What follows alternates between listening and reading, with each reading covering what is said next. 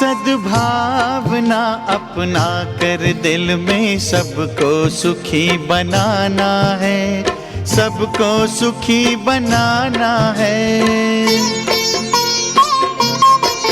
सद्भावना अपना कर दिल में सबको सुखी बनाना है, सबको सुखी बनाना है।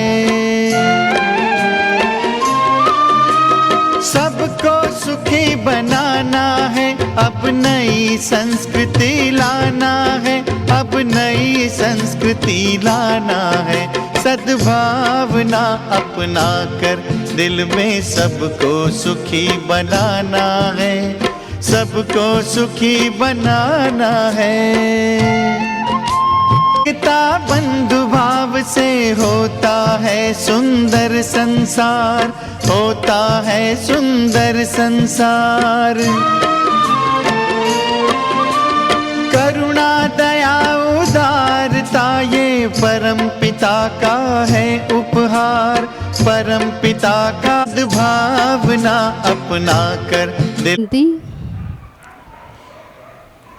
आज का दिन बड़ा खुशी का दिन है। आप सभी पत्रकार भाई बहने परमात्मा के घर अपने घर पधारे हैं। आपका बहुत बहुत तहे दिल से स्वागत है, स्वागत है। साथ साथ हमारे बीच में रूहानी खुशबू फैलाते हुए मधुबन पावन धरनी से हमारे आदरणीय भ्राता जी, आदरणीय डॉक्टर शांतनु भाई जी, आप भी पधारे हैं, तो आपका भी बहुत बहुत तहे दिल से स्वागत है, स्वागत है, स्वागत है।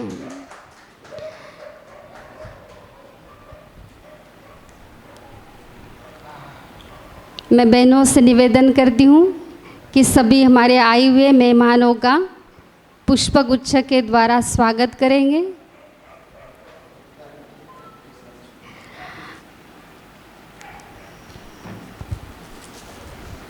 की सुंदर देन है और यही फूल हमें अपने जीवन में खुशबू की प्रेरणा देती है। हमारे आदरणीय दीदी जी,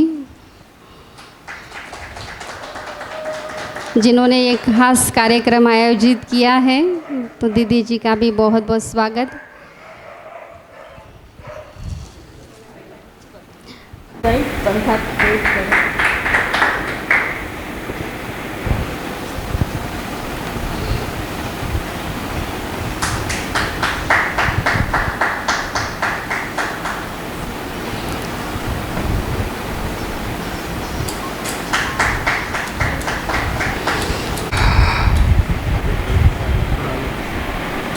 मीडिया कॉन्फ्रेंस के नेशनल कोऑर्डिनेटर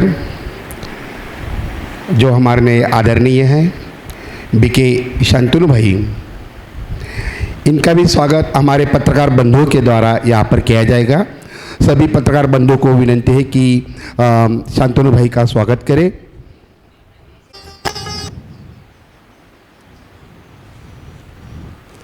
ओम शांति।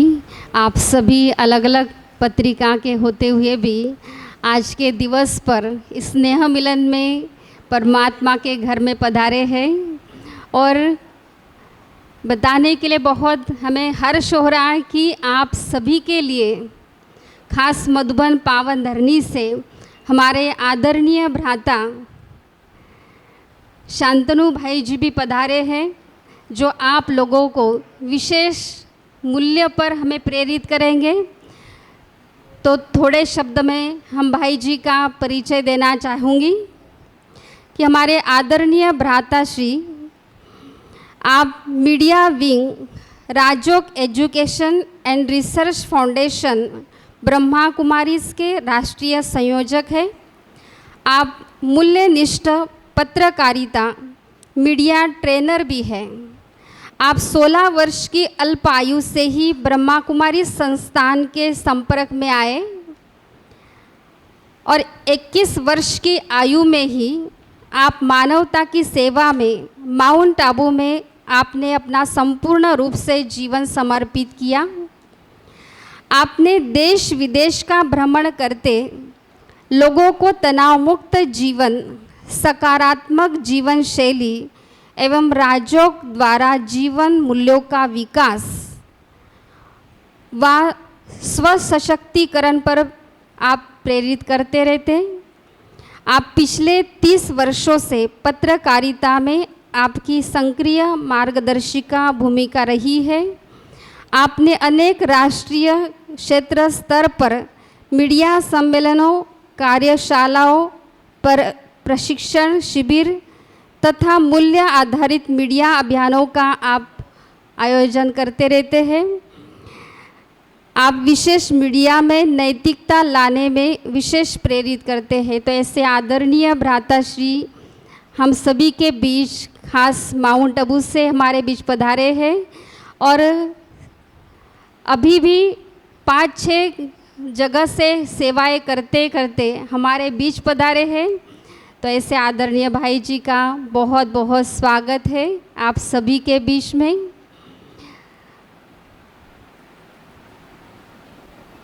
अभी कार्यक्रम की शुरुआत हमारी हो चुकी है, लेकिन जैसे कहते कि हमें आत्मज्योत जी हाँ, आदरणीय नाना भाई जी को मैं निवेदन करती कि आप सभी का परिचय कराएं। शहर पत्रकार संघ के अध्यक्ष, माजी अध्यक्ष प्रेम जी परदेसी जो है, देशोन्नति पत्रकारिता आपने निभाते हैं। सामना जो न्यूज़पेपर है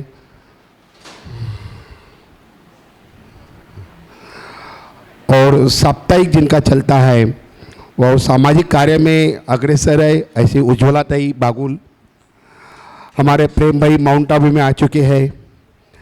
लोकमत जो न्यूज़पेपर है उनके राकेश जी कोल्हे, उसके बाद पुलिस वार्ता और सकाळ पेपर के न्यूज़ रिपोर्टर है नीलेश जी फिरके, संजू जी कासिव आह्वान दैनिक जो है उनके पत्रकार है, और हमारे मनोहर लोने सर देशदूत के पत्रकार है, और न्यूज़ चैनल के जो भूसौल में सबसे बड़ा न्यूज़ चैनल है उसके विशाल स्वरूप ही यहाँ पर मौजूद है। मैं सभी पत्रकार बंधुओं का तहे दिल से आपका हार्दिक स्वागत है, हार्दिक स्वागत है। कार्यक्रम की शुरुआत में दीप प्रज्वलन से हम कार्यक्रम की शुरुआत करेंगे।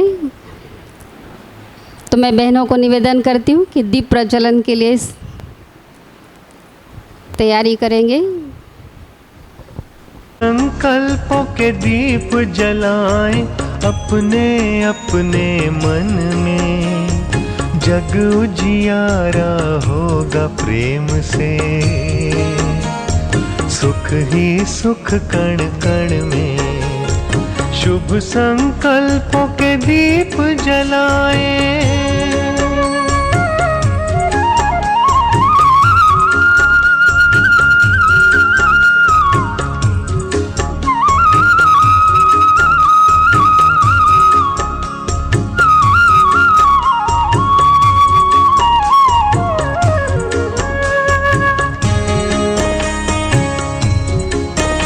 सभी भाइयों को निवेदन है परिवर्तन की दीप प्रज्वलन के बाद सभी मोमबत्ती लेकर के खड़े रहेंगे। ये जग बदलने वाला राजयोग का मार्ग यही है, सहज सरल निराला दिव्यता की बन जाए मूरत, मंदिर से इस तन में जग उजियारा होगा प्रेम से। ओम शांति। आज का ये विशेष स्नेह मिलन का ये जो कार्यक्रम रखा गया है, तो ये खास करके मूल्यनिष्ठ समाज कैसे बने, फिर से राम राज्य की स्थापना कैसे हो, तो इस विषय पर हमारे भ्राता जी जो मधुबन से आप पधारे हुए हैं, तो आप इस पर अपने विचार सुनाएंगे। तो मैं आदरणीय भ्राता श्री को निवेदन करती हूँ। ओम शांति। परम प्रिय परमपिता परमात्मा शिव बाबा को नमन करते हुए ये कार्यक्रम शुरुआत करते हैं। हमारे मंचासीन दीदी, हमारे साथी बहनें और भूसावल के आप सब पत्रकार मित्रों, भाइयों बहनों, मुझे मराठी तो समझ में आता है लेकिन बोलने में थोड़ी दिक्कत है, इसलिए मैं हिंदी में ही बोलूँगा। इसलिए आप सबसे माफ़ी चाहता हूँ। ये जो मीडिया स्नेह मिलन गेट टुगेदर,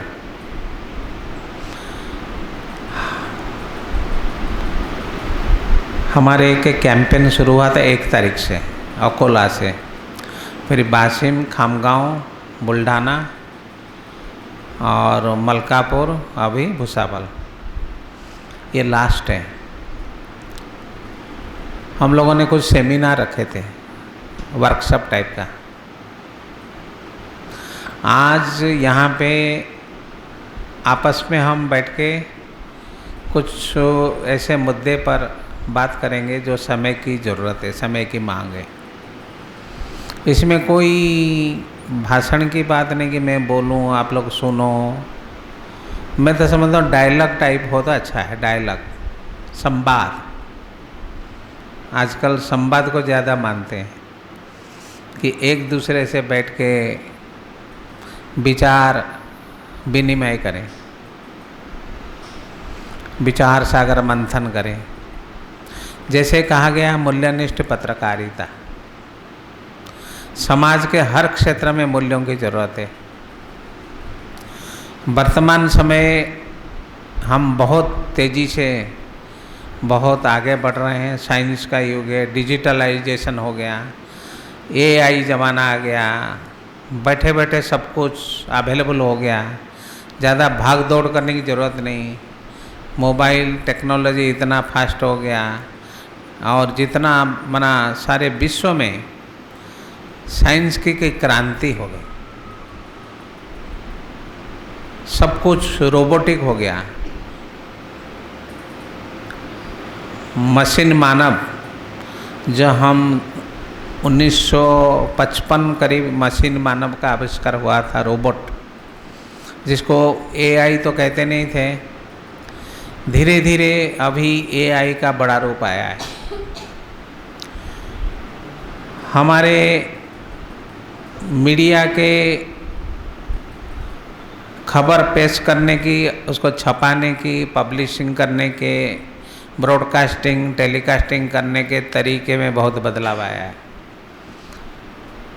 फास्ट, सब कुछ फास्ट, बटन दबाओ सब कुछ अवेलेबल। ट्रांसलेशन करने की कोई ज़रूरत नहीं, ऑटोमेटिक बटन दबाओ, सारे भाषा में ट्रांसलेशन हो जाएगा। आपको कोई ज़्यादा वो भी करने की ज़रूरत नहीं। बहुत सारे आपको कर्मचारी भी अपने ऑफिस में, स्टाफ की भी ज़रूरत नहीं। न्यूज़ भी पढ़ने वाले रोबोट, आपको पता नहीं चलेगा न्यूज़ कौन पढ़ रहा है। कोई लड़की सचमुच खड़ी होकर के एंकर बैठी है, एंकर लड़का बैठा है, कुछ पता ही नहीं चल रहा है। ऑल वर्ल्ड में हम लोगों के कई चैनल्स हैं, ये जो देख रहे हैं ना, ये बोर्ड पे हमारे सैटेलाइट चैनल है, उसमें भी सारे करीब 140 देशों में प्रजापिता ब्रह्मा कुमारी इसका branch, head office mount Abu है। 8,500 से अधिक ब्रांचेस, 50,000 से समर्पित बहनें और भाई परमानेंट इस सेवा में तत्पर है। संसार में सबसे बड़ा आध्यात्मिक संस्थान जो महिलाओं के द्वारा परिचालित है, यूनाइटेड नेशंस के NGO मेंबर भी है और सलाहकार सदस्य भी है। ब्रह्मा कुमारी इसके बहुत अभी नाम वाला बहुत है। टेक्नोलॉजी का भी हम लोग भी इस्तेमाल करते हैं। पहले जो प्रिंटिंग सिस्टम था उसमें कितना बदलाव होते होते हम कहाँ पहुँच गए। वर्तमान रॉकेट युग में जो चांद पे पहुँच गए, मंगल ग्रह पे पहुँचा दिया, ड्रोन सिस्टम आ गया। अच्छाई भी है, बुराई भी है। ड्रोन अच्छा काम भी करता है, बुरा काम भी करता है। कब पता नहीं चलेगा कि सोते सोते गए ऊपर, ड्रोन आ गया, फेंक के चला गया। साइंस ने जितने तीव्र गति से हमारे जीवन को अच्छा बनाया, डिजिटलाइजेशन होने के बाद हम जितने आगे बढ़ गए, हर क्षेत्र में, चाहे एजुकेशन हो, स्वास्थ्य हो, बैंकिंग सिस्टम हो, पढ़ाई लिखाई हो, हर क्षेत्र में आगे बढ़ गए। लाइफ फास्ट हो गया, बिना मेहनत सब कुछ मिल गया। हाँ, अभी ऐसा भी हो सकता है हम बोल के तो बोलते हैं तो प्रिंट हो जाता है, लेकिन किसका बोल पता नहीं, कोई दूसरा आके बोल के चला गया। आपका कोई एक ही फोटो, एक पिक्चर ही चाहिए फोटो, उसको लेके दूसरा कोई बोल रहा है। किसी देश के राष्ट्रपति, पहले ओबामा जी की बात आया था, ओबामा जी को बोला कि मैंने तो ऐसे बोला ही नहीं, किसने मेरा वीडियो डाल दिया, मैं बोला ही नहीं। AI टेक्नोलॉजी उसका ऐसे सिस्टम बना दिया कि ओबामा ही बोल रहे। अगर कोई देश का राष्ट्राध्यक्ष, किसी बड़े देश के, वीटो पावर वाले देश, अगर कह दे कि मैं अभी बटन मेरे हाथ में, मैं अभी सारा दुनिया को ख़त्म कर दूंगा, this third world war started, इतना बोल दे, या मैं इसी देश को ख़त्म करना चाहता हूँ, मेरा अभी मिसाइल चला गया है, तो क्या होगा बताइए। लेकिन वो खुद नहीं बोल रहा है, दूसरे कोई आगे बोल रहा है, तो क्या होगा दुनिया का बताइए। तो अगला क्या करेगा, उस पर अटैक करेगा। तो एक तरफ हम अच्छाई के तरफ जा रहे हैं, दूसरे तरफ हम ऐसे अस्त्र शस्त्र, आटम बम, न्यूक्लियर वारफेयर इतना हम रेडी करके रखें कि हम एक दूसरे को ख़त्म करने के लिए तुले हुए हैं। तो ये सभ्यता किधर जा रहा है? जो हमारे भारत देवभूमि था, रामराज था, जहाँ पर सतयुग था, सब भाईचारा था, एक धर्म, एक राज, एक भाषा, एक परिवार, कोई धर्म का झगड़ा नहीं था। आजकल धर्म के नाम पे कितने झगड़े होते हैं, मंदिर मस्जिद झगड़े, धर्म के नाम पे ज़्यादा खून खराबा होता है। उसको रोकने वाला संसार में कोई भी ताकत नहीं, क्योंकि वो भावना से जुड़ा हुआ है, लेकिन वो एक सांप्रदायिक रूप ले लेता है।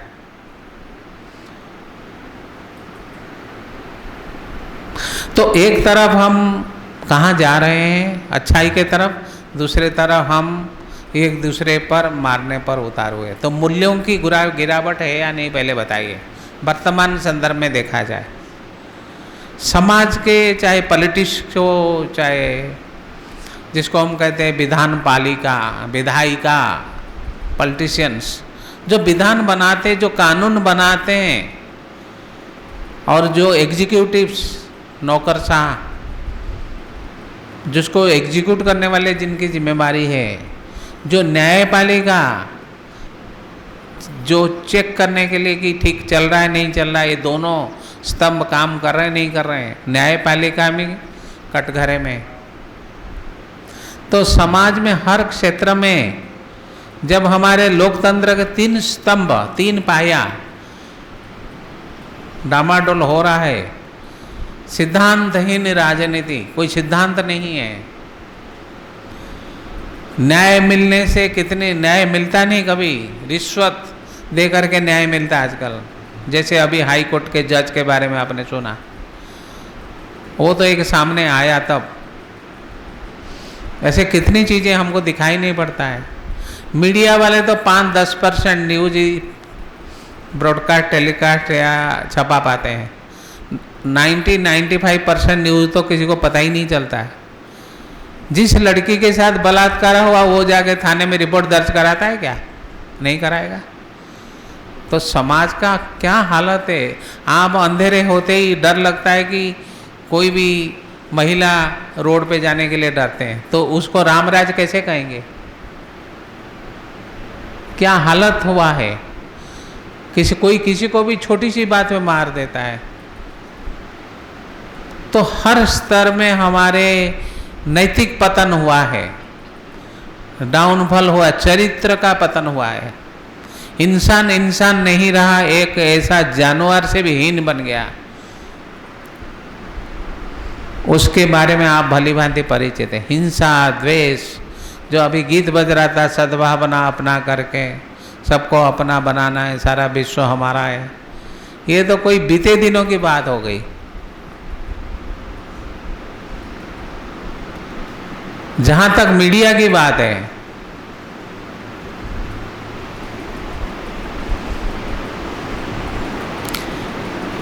मीडिया का जन्म इसीलिए हुआ क्योंकि ये तीनों लोकतंत्र, जब हमारे लोकतंत्र शुरुआत हुई उससे पहले गांधी बापू जी ने, लोकमान्य तिलक जी ने, गणेश शंकर विद्यार्थी जी ने, माखनलाल चतुर्वेदी जी और अन्य बहुत सारे पत्रकार जो स्वाधीनता संग्राम, स्वदेश के आज़ादी के लिए लड़ाई किया, वो एक मूल्यों को लेकर के चले कि हम स्वाधीन स्वतंत्र होना चाहते हैं।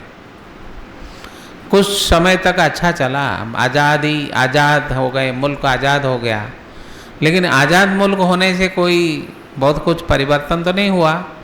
आज़ाद हुए, अपने हिसाब से काम किए, लेकिन भ्रष्टाचार, बुराइयाँ, अनैतिकता, पापाचार, भ्रष्टाचार, गंदगी पूरे हर क्षेत्र में फैला हुआ है। हर क्षेत्र में मूल्यों का पतन हुआ है। आप 20-25 साल का इतिहास देखो, नेताओं का अलग हिसाब से, नौकरशाहों का अलग है। हर क्षेत्र में आप पब्लिक की बात करो, जात पात की लड़ाई है, अलग अलग सब जगह टेंशन है। मीडिया को इसलिए रखा गया था कि आप ये तीनों स्तंभ का, जो अच्छे काम होता है उसका भी वर्णन करो, जो बुरे काम होता है उसको भी करो। इसलिए मीडिया अपने कर्म, श्रेष्ठ कर्म के कारण, आज़ाद होने के कारण वो भारत में सबसे बड़ा, भारत का विश्व में भी है, लेकिन हमारे जो लोकतंत्र, जो सबसे बड़ा लोकतंत्र भारत को कहा जाता है, सेकंड नंबर अमेरिका। तो लोकतंत्र का जो चौथा स्तंभ है वो जो काम कर रहा है कि इनके जितने भी प्रॉब्लम्स उसको सामने लाता है और उससे समाज में बहुत परिवर्तन भी लाता है, इसीलिए चौथा स्तंभ उसको कहा गया है। संविधान में कहीं लिखा नहीं कि चौथा स्तंभ, लेकिन संवैधानिक तीनों पहिया तो हिल रहा है। तो इसीलिए मीडिया का बहुत बड़ा रोल है कि हम कैसे ये काम करें। लेकिन मीडिया में भी आजकल, जो आप सबको मालूम है, मीडिया में भी नैतिक पतन हुआ है। मीडिया में भौतिकता के चौकाचंद में अपना अस्तित्व खो चुका है। पेड न्यूज, इलेक्शन के टाइम कैश दे करके, एडवर्टाइजमेंट के लिए कैश देते हैं, उसके बदले न्यूज छपाते हैं। कितनी गलत बात है। पेड न्यूज, मीडिया को मैनेज किया जा रहा है कि मैं तेरे को जैसे कहूँगा तुम ऐसे करना। उद्योगपतियों के अंडर में मीडिया हाउस चलता है। मीडिया हाउस कोई गरीब, कोई जो रीजनल अखबार या आपके भूसावल से कोई न्यूज़पेपर छपता होगा, मैं समझता हूँ कई एरिया में छपते हैं लोकल न्यूज़पेपर, उसका तो इतना नहीं जितना बड़े अखबारों के, न्यूज़ चैनल के, जो बहुराष्ट्रीय कंपनियां जो उनको मदद करते हैं, आपको पता भी है। सुनो भैया, इसको ऐसा लगाना बंद कर दो ना, छोड़ दो अभी, छोड़ दो, हो गया, फ़ोटो खींच लिया बस, इसको बाहर कर दो, निकाल दो, निकाल दो। हाँ ठीक है, सुनो, लगाओ नहीं, लगा नहीं, दोबारा निकलती ही नहीं। अरे छोड़ दो ना। हाँ,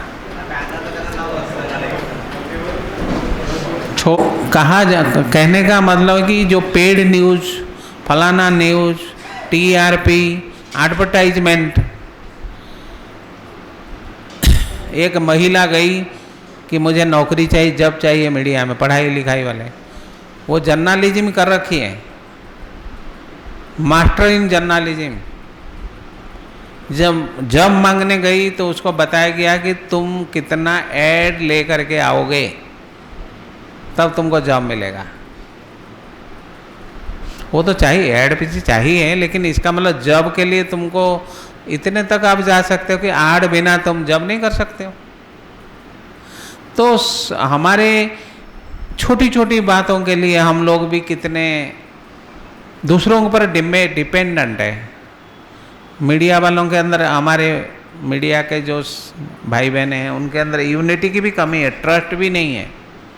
हर क्षेत्र में अशांति है। न्यूज़ में जो फेक न्यूज़ का ज़माना, सोशल मीडिया एक अलग निकल आया, जो कि ये सबसे बहुत 420 निकला सोशल मीडिया। क्या भाई, सबके हाथ में मोबाइल है, हम मीडिया वाले बन गए, पढ़ाई लिखा का ज़माना ख़त्म हो गया। 2 लाइन न्यूज़ लिखना नहीं आता, सिर्फ बस इसको बदनाम करो, उसका बदनाम करो, फालतू फेक न्यूज़ बना दो, टीआरपी बढ़ गया, पैसा इनकम हो गया। ऐसे इनकम करके दुनिया चलेगा तो फिर तो ये सब बिजनेस सब बंद हो जाएगा। तो कहने का मतलब कि मिस इन्फॉर्मेशन, हम उसको दूसरा कहते हैं मिस इन्फॉर्मेशन, गलत सूचना। कहते हैं फलाना अभिनेता ने शरीर छोड़ दिया, हमारे किसी ने, बड़ा आदमी ने शरीर छोड़ दिया, फिर खोलते हैं तो बोला कि ये तो कोई एडवर्टाइजमेंट दे रहे हैं। वो माना इतना गिर गए हैं, उनके ऊपर एक्शन कौन लेगा? मैं तो समझता हूँ ये जो आर्टिफिशियल इंटेलिजेंस है ना, उसको काम में लगा दो कि जितने फेक न्यूज़ है वो सब जांच करो तुम। जितने फेक न्यूज़ है, इंडिया में ये सब चलता है, चाइना में जाओगे कोई फेक न्यूज़ नहीं मिलेगा। ये सब जो ये यूट्यूब है ना, वो बंद है उधर। ये जीमेल भी नहीं चलता है, ईमेल वहाँ अलग है। वहाँ ये गूगल का कोई नहीं है, गूगल तो पूरा बर्बाद कर दिया। अगर आप गूगल के खिलाफ करोगे वो भी आपको कर देगा, ठिकाने में लगा देगा। बोला कि मल्टीनेशनल कंपनी का वो सिर्फ प्रोडक्ट्स बेचने के लिए। हमने एक न्यूज़ अखबार निकला था, तो वो सिर्फ बोला तुम इतने अखबार खरीदोगे तुमको ये दे देंगे, गिफ्ट दे देंगे, ये दे देंगे। हमारे बोला कि हमको बाल्टी और मग मिल रहा है, हम उसके 20 अखबार खरीद लेंगे तो हमको बाल्टी मग मिल जाएगा। मैंने जाओ खरीदो, वो तो उतने में तो आपका बाल्टी मग ही मिल जाएगा, नहीं थोड़ा सस्ता मिलेगा। तो कहने का मतलब कि ज़माना कहाँ से पहुँचे। अभी लोग भौतिकता के चौकाचंद में, हमको ये चाहिए वो चाहिए, इस चक्कर चल रहा है। पैसा जिसके पास है उसको सर्वोपरि माना जाता है। ये समाज के जो लोकतंत्र का जो हम कहते हैं ना, उसको एक त्रिभुजाकार पिरामिड के रूप में देखें। पिरामिड के सबसे ऊपर जो है वो अभी मटेरियलिस्टिक वैल्यूज, अर्थात भौतिकवाद, जिसमें धन, पैसा, माँ, पोस्ट, पोजीशन, ये सब देखा जाता है। कितना कौन संभ्रांत है, कितना किसके पास क्या है। जिसके पास ज़्यादा पैसा है उसको बड़ा माना जाता है दुनिया में। मल्टीनेशनल कंपनी है, कौन कितना इकोनॉमिक पावर है, जिसके पास, उसको मटेरियल, हर एक व्यक्ति को देखा जाता है इसके पास कितना पैसा है, कितना बिजनेस है, और उसके पास कितना बिल्डिंग है, गाड़ियाँ हैं, मोटर है, पैसा वाला आदमी है। सेकंड, जबकि वो समाज के जैसे सेंसेशनल न्यूज़ है, जैसे जिसमें मटेरियलिस्टिक वैल्यूज है, जिसमें सेक्स, नग्नता, ये सब तस्वीरें इलेक्ट्रॉनिक मीडिया में, सोशल मीडिया में भर गया है। प्रिंट मीडिया में भी छपता है, ऐसी बात नहीं, मैगजीन भी बहुत सारे। लेकिन एक बताया गया कि लोग ज़्यादा ये खबरों को थोड़े से लोग ही पढ़ते हैं, देखते हैं। मेजॉरिटी लोग स्वास्थ्य के ऊपर पढ़ते हैं, अच्छे कहानियाँ पढ़ते हैं, कोई धार्मिक पुस्तक पढ़ते हैं। अब एक तो जो ये सब मटेरियलिस्टिक वैल्यू है, जो भौतिकवाद का जो चल रहा है, मीडिया उन लोगों के साथ खड़े हैं जो पैसे वाले हैं, जो समर्थ हैं, जो उच्च वर्गीय लोग हैं, समाज में जो टॉप लोग हैं, उनके साथ खड़ा है। जबकि होना चाहिए तो महात्मा गांधी जी ने कहा था कि मीडिया अर्थात सेवा भाव, 3 शब्द बोले थे, एक ही शब्द को 3 बार बोले थे, सेवा, सेवा और सेवा। अगर वो कुछ दूसरा कुछ है तो मीडिया नहीं हो सकता, उसको मीडिया नहीं कहा जाएगा। आपने ये प्रोफेशन क्यों चुना, बताइए? आपने मीडिया प्रोफेशन क्यों चुना? आपको क्या लगा क्या बहुत पैसा मिल जाएगा, या क्या लगा कि मेरा मान शान, मेरे को बड़ा लोग सब रेस्पेक्ट देंगे? आपको क्या लगा मैं न्यूज़पेपर या टीवी चैनल चलाने के लोग मेरे से डरेंगे, मैं जो मांगूंगा मेरे को वो सब मिल जाएगा? क्योंकि सभी लोग तो डरते हैं मीडिया वालों से, किसे पुलिस से कोई डरे ना डरे, मीडिया वालों को तो कोई सब डरते ही है। क्या हम एक न्यूज़पेपर छोटा सा निकालने के बाद या चैनल यूट्यूब ये सब निकालने के बाद मैं एक समाज में एक बहुत बड़े व्यक्ति बन जाऊंगा, एक बहुत बड़ा, नेताओं से भी बड़ा, मैं आसमान में उड़ने लगूंगा, मैं संसार में एक सबसे श्रेष्ठ व्यक्ति मुझे कहेंगे सभी, मैं कुछ भी करूं सब कहेंगे मीडिया वाला है। हमने ये प्रोफेशन को क्यों चुना, आखिर क्या मिला, थोड़ा सा बताएंगे? ये तो बताएं क्यों चुना भाई लोग? बहन जी आपने क्यों चुना? Why you selected this party? आपका चॉइस कैसे हुआ कि मैं जर्नलिज्म में जाऊं, पत्रकारिता करूं? आपको क्या मिलता है? आपको तो भागना पड़ता है। आजकल तो भागना बंद हो गया। एक न्यूज़ बनाएगा 10 लोग उसी को लेके अलग अलग हेडिंग बना देते हैं। एक वीडियो ले लेगा, हाँ हाँ मैं बोल रहा हूँ, घर में सोया होगा लेकिन बोलेगा हाँ हाँ मैं बोल रहा हूँ, ऑफिस में बोल, हाँ हाँ अभी मैं बोल रहा हूँ, मैं फलाने जगह से, इलेक्शन अभी चल रहा है ना, मैं बहुत भीड़ इधर है और ये हो रहा है वो हो रहा है। कहीं नहीं, कोई नहीं जा रहा है कहीं, घर में बैठे बैठे ही न्यूज़ बन जाता है, न्यूज़ बनाया जाता है, न्यूज़ रियल नहीं है। आप न्यूज़ बनावट बना लो, आपने चैनल चालू कर दो, सारा आप देखेंगे ये जितने यूट्यूब चैनल, ये सच्चाई नहीं है, ये सब झूठी फरेब, दोनों दूसरों को धोखा देने वाला, कोई गरीबों के लिए, शोषित के लिए, वंचित के लिए, जो हमारे ध्येय था कि हम किसानों के लिए, गरीब के लिए, सभी के लिए ऐसे काम करेंगे, लेकिन कहाँ हम कर पा रहे हैं? हम लोगों को कोई नेता आ गया तो हम उसके पीछे पीछे दौड़ते हैं, आओ सर एक बाइट दे दो, सर एक बाइट दे दो, आपके बिना तो हमारा गड़बड़ हो जाएगा, आप सर एक बाइट ही तो दे दो, और क्या करना। हमारे यहाँ माउंट आबू में भी आते हैं, एक फिल्म स्टार आई थी हमारे मीडिया में आ गई, वो सारा प्रोग्राम वर्कशॉप को छोड़ के उसके पीछे पीछे दौड़ने लगे। अरे क्या हो गया भाई, क्यों दौड़ रहे हो? हाँ फिल्म स्टार आई है, वही तो है, और कुछ चाहिए तो नहीं हमको, यही बाइट ले लिया बस हमारा तकदीर बदल गया। वाह, आपने फिल्म स्टार बोला कि बहुत अच्छा काम किया। आई थी एक फिल्म स्टार एक्ट्रेस, उसको उसका फोटो लेते लेते, वीडियो लेते लेते उसको गिरा दिया नीचे मीडिया वाले, बताइए। वो बेचारे कहते हैं कहाँ गया, मीडिया वाले इतने बदमाश है, क्या करते हैं पता नहीं, ये लोग पागल हो गए पूरे। वो फिर हम लोगों ने उसको उठाया, बोला आप लोग अच्छे हैं, आप लोग बचा लिया हमको। अब मीडिया वाले दौड़ते हैं तो बच्चे तेजी से दौड़ते हैं, लेकिन हम लोग क्या हमेशा यही जिंदगी में दौड़ते रहेंगे? फिर भेज देते, जाओ वो पहाड़ी में जाओ, उधर जाओ, इधर जाओ, बाढ़ आई है जाओ, अरे इतने मुसीबत है, जाना पड़ता है। तो नैतिक मूल्य का क्या हुआ? नैतिकता का कहाँ है? ये जो पेड न्यूज, ये जो फलाना न्यूज, चैट जीपीटी से सब कुछ चेंज हो गया, सब कुछ हो गया, एआई टेक्नोलॉजी आ गया, लेकिन एआई दुनिया को विनाश करने के लिए 1 मिनट लगेगा। अगर कोई आतंकवादी के हाथ में आर्टिफिशियल इंटेलिजेंस टेक्नोलॉजी आ गया, वो संसार को कभी भी विनाश कर सकता है। इसीलिए पिछले साल दिल्ली में एक प्रोग्राम हुआ जिसमें सारे वर्ल्ड के जितने टेक्नोक्राट हैं जो एआई टेक्नोलॉजी को करते हैं, पूरा उस पर काम करते हैं, वो सब आए थे। प्राइम मिनिस्टर मोदी जी भी वहाँ पहुँचे थे, दिल्ली में था। उन्होंने ये कहा कि आतंकवादियों के हाथ में अगर आर्टिफिशियल इंटेलिजेंस आ जाएगा, दुनिया तो विनाश हो जाएगा।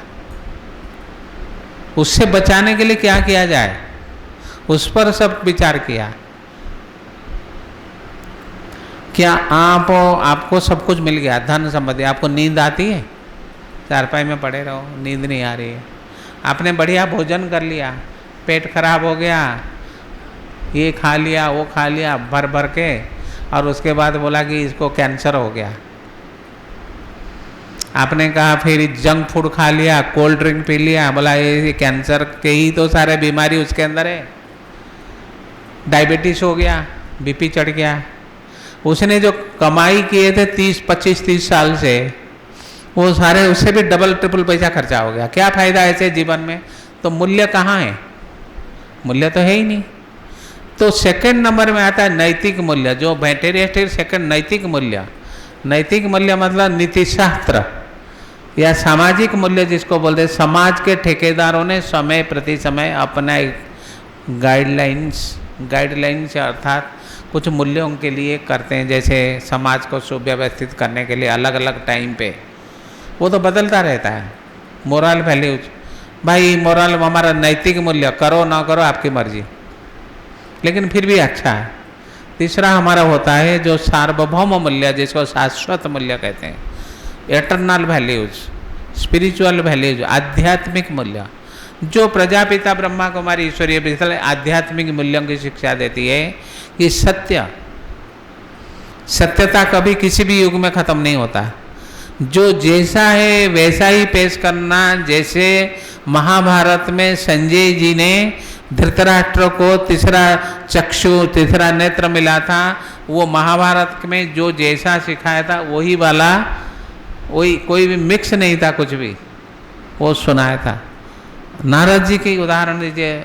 महर्षि नारद ब्रह्मा जी के प्रजापिता ब्रह्मा, जो सृष्टिकर्ता ब्रह्मा जी के पुत्र थे, मानस पुत्र। उन्होंने भी समस्या भी पैदा होती थी, उससे कई बोलते झगड़ा तो होती थी, लेकिन झगड़ा होने के साथ साथ समाधान भी ढूंढते थे। लेकिन आज मीडिया सिर्फ समस्याओं का बखान करता है, एजुकेट भी करता है। सिर्फ सूचना देना न्यूज नहीं है, सूचना के साथ साथ आपको समाधान बताना वो भी एक न्यूज है। कोरोना काल में समाधान मीडिया बताया, लेकिन 1000 से अधिक मीडिया कर्मियों ने शहीद हो गए, फ्रंट लाइनर बन गए। उनके बारे में तो उनके न सुरक्षा, न स्वास्थ्य, न उनके परिवार के लिए कोई कुछ करता है, न उसके अपने लिए कुछ फायदा नहीं। सरकार कितना दे पाता है। मीडिया वालों के लिए भी बहुत। तो एक मूल्य है जो निष्पक्षता है, सत्यता है, वस्तुवादी, वस्तुपरक पत्रकारिता हम बोलते हैं उसको, वस्तुवादिता, ट्रांसपेरेंसी, परोपकार। धर्म के नाम पे बहुत झगड़े होते हैं, उसके लिए भी एक गाइडलाइंस बनी है कि आप धर्म के नाम पे जो मार काट ये सब चलता है उसको करो। प्रजापिता ब्रह्मा कुमारी विश्वविद्यालय धर्म से ऊपर है, वही आध्यात्मिक संस्था। आध्यात्मिक मतलब आत्मा संबंध में अध्ययन, आत्मा परमात्मा, इस लोक पर लोक, जन्म पर पुनर्जन्म, मनुष्य देवत्व तुल्य कैसे बने, उसके अंदर सर्वगुण संपन्न कैसे बने, 16 कला संपूर्ण कैसे बने, संपूर्ण निर्विकारी कैसे बने, ये मानव से देवता बनाने का काम यहाँ सिखाया जाता है। इसको एक ये बताया जाए कि एक ये फैक्ट्री है, ऐसा फैक्ट्री है जो कलयुगी मनुष्य उसके अंदर आकर के वो एक देवता समान बन सकता है। काम, क्रोध, लोभ, मोह, अहंकार, ईर्ष्या, द्वेष, घृणा, नफरत, ये सब बढ़ती जा रही है। जिसको देखो, परिवार में भी है, पर्सनल लाइफ देखो, हम कभी शांत मन से एकाग्र होकर थोड़ा बैठने के लिए भी टाइम नहीं हमारे पास, रोग को घेर लिया।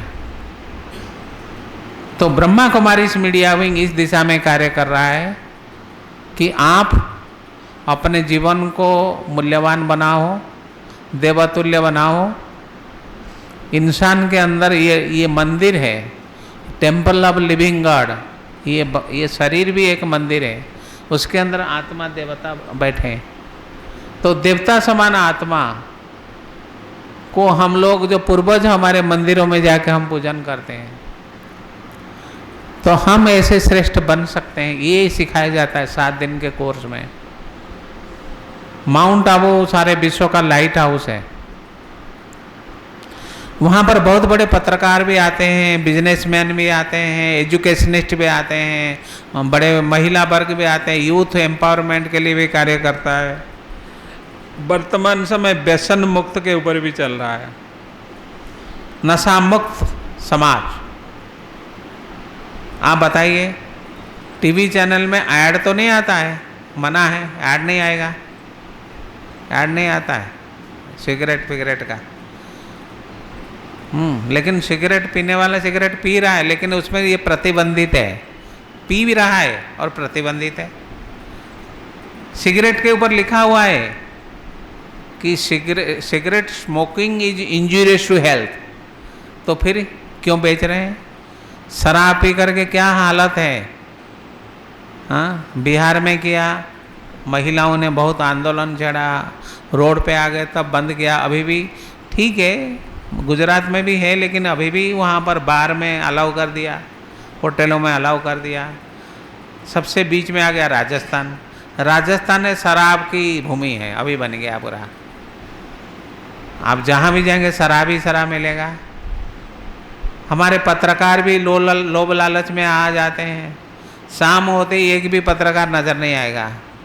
कहाँ गए भाई? बोला सब मौज कर रहे हैं, हम लोगों का क्या, हम लोग मौज नहीं करेंगे? तो थोड़े दिन में लिवर खराब हो गया। कई पत्रकार हमारे दोस्त हैं, हम उनके देखा लिवर खराब है। अब एक बार लिवर, भगवान ने लिवर एक ही दिया है, हार्ट भी एक दिया है, किडनी 2 दे दिया सफाई के लिए, किडनी दो दे दिया, ठीक है ना, फेफड़ा 2 दे दी। लिवर खराब हो गया, इसके बाद क्या होगा? लिवर कैसे, कौन सा लिवर मिलेगा? कोई लिवर तो ट्रांसप्लांट बहुत मुश्किल से होता है, मैंने कभी सुना नहीं लिवर किसी का ट्रांसप्लांट हुआ। एक सुअर का लिवर लगा दिया एक आदमी गुवाहाटी में, आदमी के ऊपर कितने दिन जिया, 10-12 दिन के बाद वो भी मर गया। उसको अरेस्ट कर लिया। तेरे को किसी ने कहा कौन से डॉक्टर, कौन सी पढ़ाई है कि सुअर का लिवर को लेकर आदमी में लगा दिया जाए? आजकल ये हार्ट का ऑपरेशन भी एक बड़ा बिजनेस बन गया, किडनी भी निकाल लेते हैं, वो तो आप सबको पता है, विदेश में जाता है। लड़कियों की सेल होती है कितना ज़बरदस्त, फॉरेन कंट्रीज में, गल्फ कंट्रीज में, एक बिजनेस हर जगह, वेश्यावृत्ति से लेकर सब कुछ गंदगी पूरा फैल गया। कितना लिखते हैं आप? एक पत्रकार का जीवन भी यंग है, बैचलर है, तब तो वो भाग दौड़ करता है। शादी कर लिया, 2-4 बच्चे हो गए, 2-3, उसके बाद ढीला हो गया। 30-35 साल की उम्र में पत्रकारिता खत्म। वो ढीला ढाला हो गया, जब भाग दौड़ हाँक रहा था लोगों को, है तेरे को ये कर देंगे, वो कर देंगे, वो फिर उसका ढीला हो गया। अभी वो बच्चे बीबी को संभाल संभाल के उसका तो बोला कि क्या करूं, अभी तो फंस गए हम। तो जब तक ठीक ठाक थे, सिंगल थे, तब तो भाग रहे थे, अभी कहाँ भागे। तो पत्रकार का भी उम्र ही 35 साल 40 साल, उससे अधिक नहीं है। उसमें उसके बाद जोश खरोश सब खत्म हो जाता है। वो कोशिश करता है मैं कुछ करूं, उसके बाद डरता है पता नहीं कुछ गड़बड़ न हो जाए, कोई धमकी फमकी नहीं आ जाए, मेरे बीवी मेरे बच्चे मेरे माता पिता को कुछ करना बैठे लोग। पत्रकार भी इसी अंधकार में डूबे हुए हैं। क्या करें अभी, क्या करें। इसीलिए ब्रह्मा कुमारी ईश्वरीय विश्वविद्यालय आप सबको ये कहता है कि ये जो आध्यात्मिक मूल्य है, जो हम लोग पत्रकारिता में पढ़ के आए हैं, तो उसको प्रैक्टिस कैसे करें। वो सच्चाई, सफाई, दिल भी साफ, मन भी साफ, मन वचन कर्म में पवित्रता, खान पान भी शुद्ध। हमारे यहाँ सात्विक भोजन दिया जाता है। माउंट आबू जाते हैं, बड़े खुश होते हैं, बिना प्याज लहसुन के आप इतना बढ़िया खाना बना लेते। आहा, प्रसाद समझ कर इतना खाते हैं, बढ़िया मज़ा आता है भाई। फिर चाय भी बढ़िया, चाय ऐसी चाय तक भी पिए ही नहीं हम, ठंड लगती है ना। चाय बड़ा मज़ेदार है, खाना बढ़िया मज़ेदार है, आप लोग माहौल भी बढ़िया है। जहाँ भी जाते हैं वहाँ जो लोग गए हैं माउंट आबू, पहले कोई गए हैं क्या इसमें से? वहाँ आप भी देखे थे आपको, ऐसे ऐसे ऐसे ऐसे, हाँ ठीक है, दोनों आपको देखे थे। तो माउंट आबू में एक, अभी इस साल तो हम लोगों ने मलेशिया वालों को ही बुलाया। मलेशिया, वो एक तमिल है। तो मैंने कहा पता नहीं कोई दूसरे कोई नहीं हो तो गड़बड़। तो उसने बोला कि मैं आना चाहता हूँ, दिल्ली में कोई दोस्त है पत्रकार। मैंने कहा आइए, नेपाल के तो आते ही हैं। तो इसलिए हमारे यहाँ बहुत सारे पत्रकार विदेश से भी आ रहे हैं अभी। ऐसे तो हमारे विदेशों में भी ब्रांच है। तो वो आने से क्या होता है, एक माहौल बनता है कि हम लोग आपस में बैठ करके एक शांत मन से, क्योंकि कोई भी कार्य करने से पहले मन, ये एक वैल्यूज है, ये एक मूल्य है। मन शांत होना जरूरी है, एकाग्र होना जरूरी है। अशांत व्यक्ति गलत काम करेगा हमेशा। क्रोधी व्यक्ति कोई डिसीजन नहीं पाता है, ले नहीं पाता है। इसीलिए हमारे पत्रकार मित्रों, माउंट आबू में जो 26 से 30 सितंबर को प्रोग्राम होने वाला है, उसमें आप जरूर पधारें। थोड़ा बहुत खर्चा होता है, लेकिन इस बार हम लोगों ने फैमिली को भी बुला लिया। दीदी, फैमिली को भी बुलाया, फैमिली भी आएंगे। उसमें मिसेस और बड़े बच्चे, छोटे नहीं, छोटे छोटे, फिर वो मन चिल्लाते रहते हैं, फिर मन ये होता है, घुमाना पड़ता है, करना पड़ता है।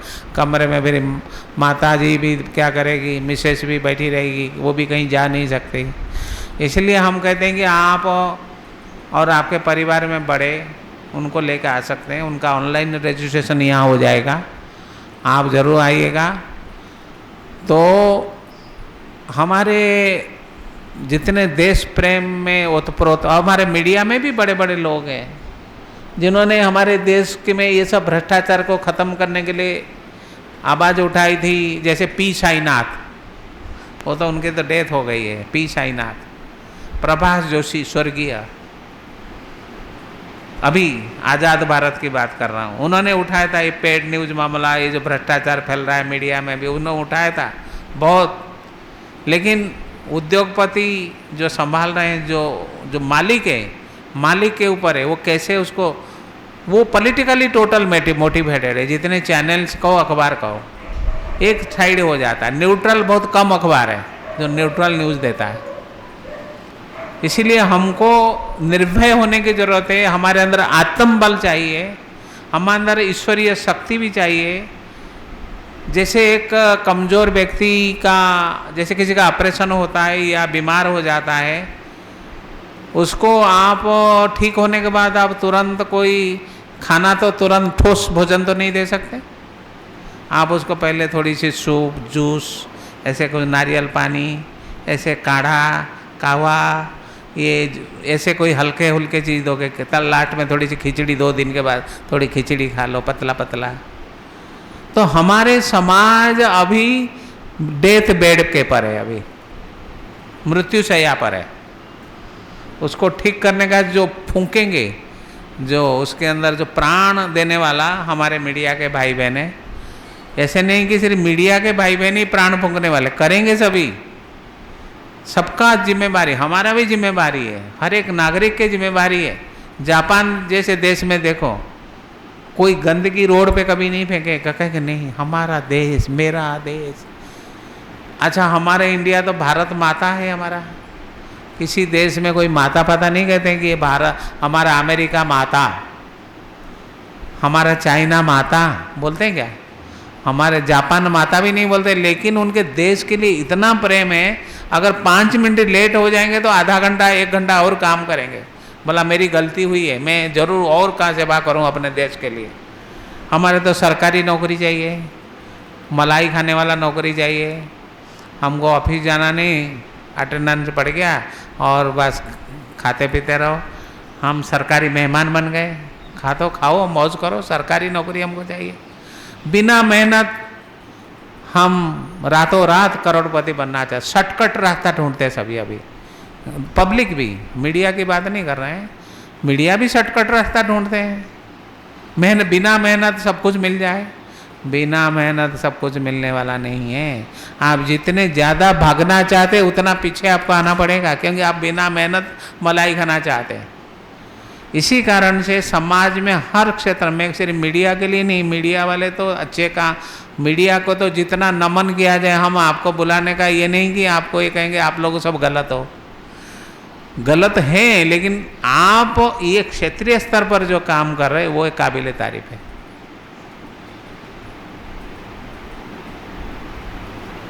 इसीलिए यहाँ पर प्रेम भाईचारा की बात होती है। ब्रह्मा कुमारी संस्था किसी धर्म के खिलाफ नहीं है, लेकिन धर्म के नाम पर जो अंधविश्वास है उसको ख़त्म करना चाहते हैं। धर्म के नाम पे जो बुराइयां हैं, कई ऐसे बुराइयां हैं, बहुत सारे ऐसी बातें हैं जो कि समाज के लिए लागू नहीं है। ब्रह्मा कुमारी इसी दिशा में देखो, सफ़ेद ड्रेस में रहते, सादा जीवन, ऊंच विचार, सारे मानवता के लिए जीवन दे दिया। हमारे भारत के राष्ट्रपति, महामहिम राष्ट्रपति भी ब्रह्मा कुमारी संस्था के प्रमुख मेंबर हैं। कभी सुना हो नहीं सुना हो बता देते हैं। भारत के वर्तमान जो राष्ट्रपति मैडम, वो भी ब्रह्मा कुमारी को पूरा फॉलो करती है। उनके आने से वो जो बोलती है वो सारे सबके ऊपर असर पड़ गया। बोला शिवानी दीदी का तो होता था, अभी भी चल रहा है। शिवानी दीदी नाम सुना है सब लोग, जिन्होंने यूट्यूब चैनल में देखते होंगे, सिस्टर शिवानी। आप लोग कभी शिवानी बहन का नाम सुने हो? हाँ, देखते हैं। तो एक हमारे जो मैडम प्रेसिडेंट है, वो उनके विचार सब सुनते हैं, कैसे ये कैसे जीवन में उनके ब्रह्मा कुमारी से लाइफ मेंटेन। सभी बहुत सारे, हम लोग नहीं कि कोई बड़े हैं तो मतलब ऐसी बात नहीं है, लेकिन ये लाइफ मेंटेन कर सकते हैं। मेडिटेशन करती है, वहाँ मेडिटेशन रूम भी है। ऐसे तो मेडिटेशन सबको प्रैक्टिस करते हैं, अपना अपना धर्म है, लेकिन आध्यात्मिकता इन सब से परे है। आध्यात्मिकता धर्मों के धर्म के साथ उसको इंटरफेथ बोलते हैं। इंटरफेथ नाम सुना होगा। इंटरफेथ मतलब कि सभी धर्मों को एक मंच पर हम लाते हैं। उनको वो सब एक दूसरे के पास एक दूसरे बैठते हैं। आप अगर 2 लोगों को एक साथ बिठा दोगे, हिंदू मुसलमान नेता को आपस में लड़ पड़ेंगे, आएंगे भी नहीं, मना करेंगे। लेकिन ब्रह्मा कुमारी इस मंच पर सब आते हैं। इसीलिए आप सभी भाई बहनों को हम ये कहना चाहते हैं कि हमारे मीडिया एक बहुत समृद्ध मीडिया था, है और रहेगा। आप सब मिलकर के भारत के लिए जितना काम करते, भारत माँ के लिए, देश के लिए, वो सबसे। आप ये नहीं सोचना कि आप यहाँ छोटा सा पत्रकार है। आप संसार में कोई भी न्यूज़ छापते हैं, वो संसार में 1-2 मिनट के अंदर फ्लैश हो जाता है सब दुनिया में। इसलिए आप छोटे पत्रकार नहीं हैं। आप सोशल इश्यूज को, सामाजिक मुद्दों को उठाइए। कोई गरीब है, निरीह है, जिसको कोई मौलिक अधिकार की रक्षा करने का पहला काम है। मानव अधिकार, मौलिक अधिकार की रक्षा करना मीडिया का पहला कर्तव्य है। कोई शोषित है, वंचित है, उसको ज़रूरत है। कई लोग सुइसाइड करते हैं, ये करते हैं, आप उनको आप उनके लिए एक आशा की किरण है। न्याय जब नहीं मिलता है तो व्यक्ति सुसाइड कर लेता है। जब आप उनके घर में जाके उनकी बात को उठाएंगे, न्यूज़पेपर टीवी चैनल में डालेंगे, तब वो कहेंगे मुझे मन की शांति मिली, वो सुसाइड करना छोड़ देगा। इससे बड़ा पुण्य काम कुछ है क्या? जो ब्रह्मा कुमारी संस्था मीडिया वालों के साथ मिलकर के कार्य कर रहा है कि क्यों ये सुसाइड करना चाहता है, क्यों ये रो रहा है, क्यों इसको परेशानी क्या है। उसको रोटी कपड़ा और मकान, बहुत सारे देश है दुनिया में मैंने देखा, सरकार उनके लिए पेंशन दे देता है, तुम बेकार नहीं तुम रहो, तुमको खाने को नहीं पीने को नहीं, हम इतना तुमको अनएम्प्लॉयड माना वो नौकरी उसको नहीं है, कुछ भी जॉब नहीं, कुछ बिजनेस नहीं, उसको पैसा देता ही देता है। तो हमारे देश में क्यों नहीं देते? हम तो दूसरे मुल्कों को हेल्प भी करते हैं, हमारे देश में होना चाहिए। हमारे ये हरियाणा में एक हमारा एक भाई है, ब्रह्मा कुमार भाई, हमारे तो बैचलर ज़्यादा है, ये समर्पित लोग बैचलर हैं। तो वो उसको क्या बोलते हैं, वहाँ पर भत्ता देते हैं 3000 रुपये बैचलर को भत्ता मिलता है। भाई जी दीदी, बैचलर जो है ना, माना शादी नहीं किया है, शादी करने के बाद नहीं मिलेगा, शादी जब तक नहीं किया है तो उसको भत्ता मिलता है वहाँ। मैंने कहा तुम ये 3000 रुपये कौन देता? बोला कि हमको वो जो थे ना इससे पहले जो चीफ मिनिस्टर थे वो आरएसएस के ही तो हैं, अभी भी आरएसएस, लेकिन वो शादी नहीं किया उन्होंने, तो उन्होंने कह दिया दे दो उनको। उसको छड्डा भत्ता कहते, छड्डा, ये छड्डे लोग हैं ना, छड्डे माना जो शादी नहीं करते, कुंवारा। तो इसी प्रकार के करते हैं कई लोग। तो आप कुछ ऐसे मुद्दे को उठाएं कि ये लोग खाने को नहीं, पीने को नहीं, इतने सारे गड़बड़ सारा चल रहा है, आप जितने भी करते हैं आपको परमात्मा का आशीर्वाद प्राप्त होता है। क्योंकि परमात्मा पत्रकार को सुना मैसेज देने के लिए, संदेश देने के लिए, इसीलिए सृष्टिकर्ता ब्रह्मा जी को 4 मुख दिखाया है। 4 मुख क्यों दिखाया भाई? क्योंकि 4 वेद हैं, वेद 4 है, सुना? तो 4 वेद मतलब ज्ञान चारों तरफ फैलाने के लिए उनको दिखाया गया कि 4 north east west south, north east west south, NEWS अर्थात न्यूज, NEWS मतलब न्यूज। तो 4 दिशाओं में जो समाचार जाता है, तो उन्होंने नारद जी को चुना। ब्रह्मा जी जब बुजुर्ग हो गए, बोला नारद जी को पैदा करते हैं मेरे मानस पुत्र, तो वो जा कर के सब जगह मैसेज देंगे। तो हम सब बाबा के मैसेंजर है परमात्मा के, तो आप सब हमारे सुपर मैसेंजर है, जो हमको सिखाते हैं आप आकर के कि हमको ऐसे न्यूज़ बनाना है, ऐसे करना है और दुनिया को मैसेज ऐसे देना है। मैसेंजर मतलब एक जगह से मैसेज, सोर्स के बिना आप न्यूज़ दे सकते क्या? एक जो कोई आप जाके वेरीफाई करते हो जाके, भाई ये न्यूज़ आया है, उसके संस्था के PRO से पूछोगे या उसका हेड से पूछोगे भाई ये क्या है, भाई समाचार आया, ब्रह्मा कुमारी के बारे में कोई समाचार छपेगा, आप कहें दीदी थोड़ा बताओ ये क्या है, वही तो समाचार है, उसी को ही तो बोलते हैं समाचार। तो आपको एक शांति का मैसेंजर, आनंद परमानंद के मैसेंजर, प्रेम के मैसेंजर, भाईचारा का मैसेंजर, सद्भावना हार्मोनी के मैसेंजर और पवित्रता के मैसेंजर, समाज में शांति वाहक बन करके, संवाहक बन करके हम सारे दुनिया में परमात्मा का संदेश फैलाएंगे। नारायण नारायण कैसा नारद जी नहीं कहते थे, तो हम लोग कहते हैं शिव बाबा, हे परमात्मा शिव बाबा, आप सारे दुनिया को रक्षा करो, शांति, आनंद, प्रेम, पवित्रता, शक्ति दो सबको, इतनी शक्ति हमें देना दाता कि मन का विश्वास कमज़ोर न होना। तो इसीलिए मीडिया कोई कम थोड़ी, माध्यम, आप एक माध्यम ही मीडिया है, संदेश है, माध्यम ही संदेश है, मीडिया ही एक मैसेज है, मीडियम से हो गया मीडिया। मीडियम एक वचन, मीडिया है बहुवचन। तो बहुवचन के नाते आप एक बेस्ट सेवा कर रहे हैं। जो शुरुआत में मैंने पूछा था कि आपने प्रोफेशन क्यों चुना, इसीलिए चुना परोपकारार्थं इदं शरीरम, परोपकार के लिए ये शरीर, ये आत्मा ये शरीर धारण किया है। परोपकारार्थं संस्कृत में कहा जाता है परोपकारार्थं इदं शरीरम, ठीक है।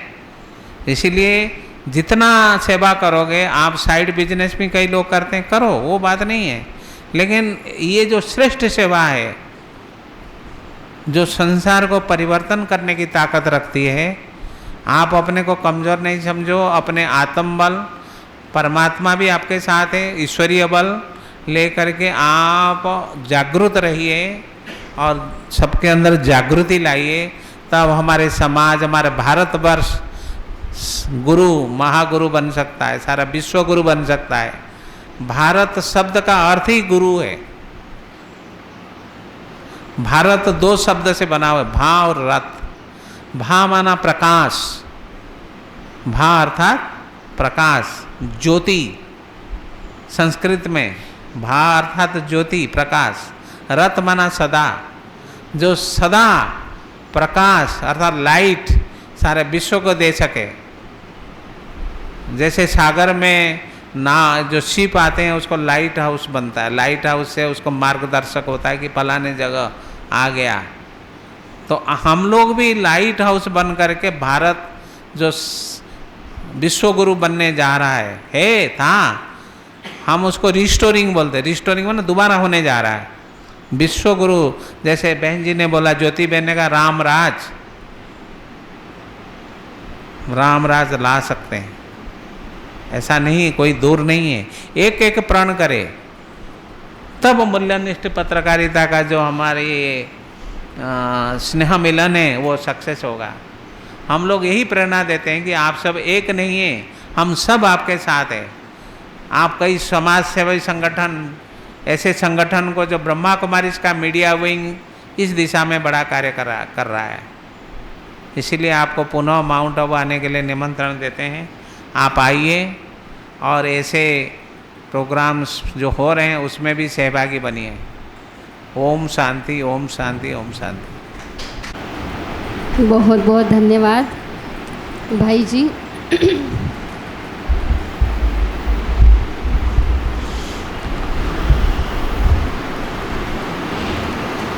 थोड़ा फास्ट करो। भाई जी ने बहुत ही सुंदर और गहन शब्दों में मीडिया का इस संसार में, समाज में क्या रोल है, उसका महत्व आप सभी के सामने रखा। बहुत बहुत धन्यवाद भाई जी का। अभी हम दीदी जी के द्वारा आशीर्वचन सुनना चाहेंगे। आदरणीय दीदी जी। शांति, ओम शांति।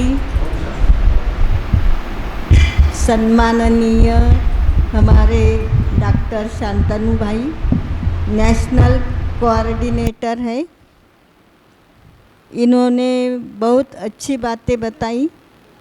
इन्होंने कहा कि एक समय था कि हमारा देश, भारत देश देवताओं का देश था, स्वर्ग था, रामराज था। गांधी जी का भी सपना था कि ये सत्य अहिंसा भारत में हो, लेकिन वो नहीं कर सके। लेकिन परमपिता परमात्मा शिव ये बहनों के द्वारा व भाइयों के द्वारा यह इस विद्यालय में अनेक विंग स्थापन किए हैं। परमात्मा ने 22-23 विंग है, मीडिया है, रिलीजन विंग है, रूरल विंग है, ऐसे अनेक विंग बने हैं। इंजीनियर है, डॉक्टर है। तो ये इसलिए अलग अलग वर्ग के बने हैं कि सभी को ये ईश्वरीय ज्ञान मिले, सत्य परमात्मा की पहचान मिले और इसी धरा पर रामराज आए। अभी हम देखते हैं कि अयोध्या में रामतल आया है। मोदी जी की भी चाहना थी कि रामराज भारत में आए, राम तो अयोध्या में आया, लेकिन रामराज की स्थापना नहीं हुई।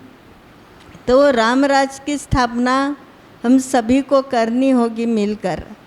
तो वो विशेष कार्य मीडिया कर सकता है, टीवी में, मोबाइल के द्वारा, पत्र, अपने अखबारों के द्वारा अच्छे अच्छे समाचार डाल करके रामराज इस धरा में ला सकते हैं। तो इस धरा पर एक मत, एक राज्य, एक भाषा, ऐसी दुनिया निर्माण होगी। अरे भारत देश देवी देवताओं का देश बन जाएगा, भारत स्वर्ग बन जाएगा। एक समय था कि भारत स्वर्ग था और अभी भी बनेगा। और अभी सभी की चाहना है कि भारत विश्व गुरु बने। अनेक इस दुनिया में मठ, पंथ, सभी भाषाएं भी हैं, तो भी सबकी चाहना यही है कि भारत बहुत महान देश है, ऊंचा देश है। भारत जैसी एकता और देशों में नहीं। तो एक समय था कि जरूर इस भारत देश में एकता थी। ऐसा राज्य था, महान राज्य था, महान देश था, अभी भी है और अभी भी बनेगा। तब हर एक मीडिया का उसमें योगदान चाहिए कि स्व परिवर्तन करेंगे तो विश्व परिवर्तन होगा।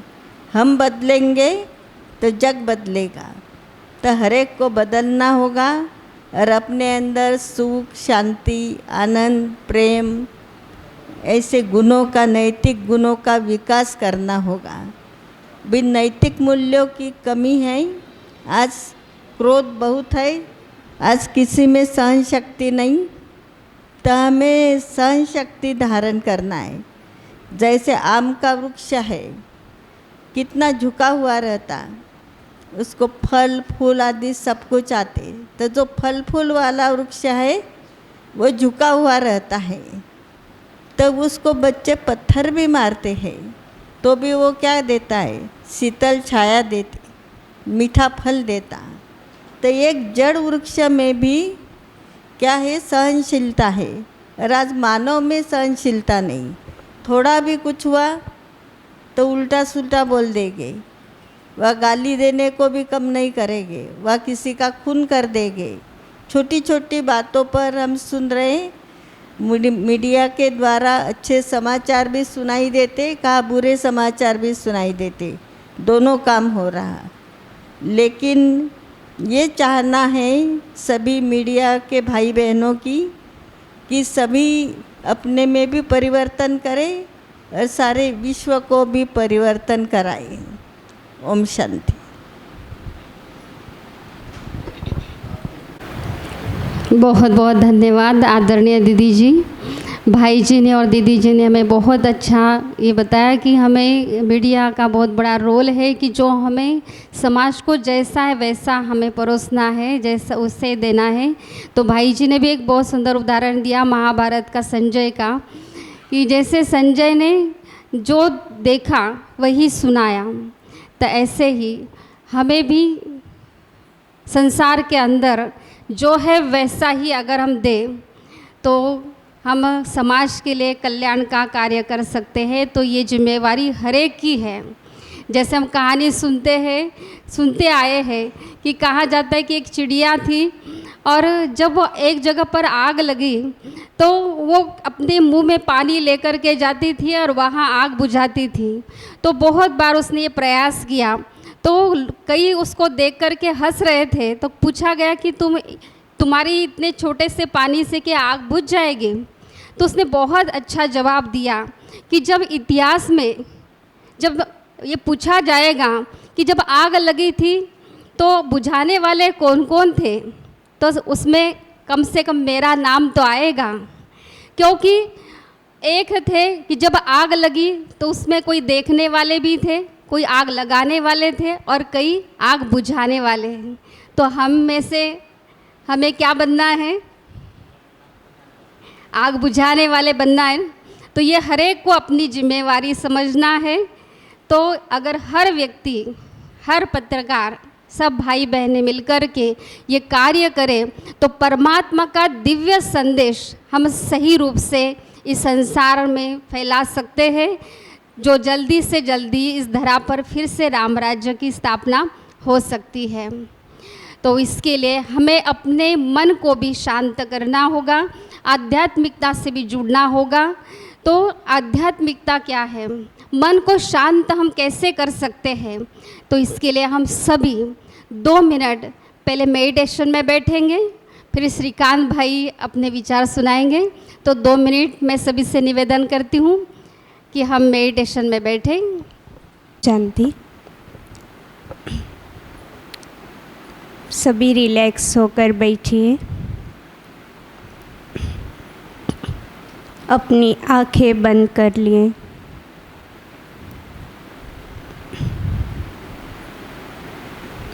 मस्तक से लेकर पैर तक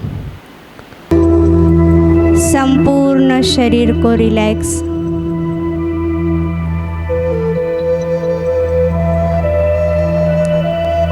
मैं आत्मा मस्तक के बीच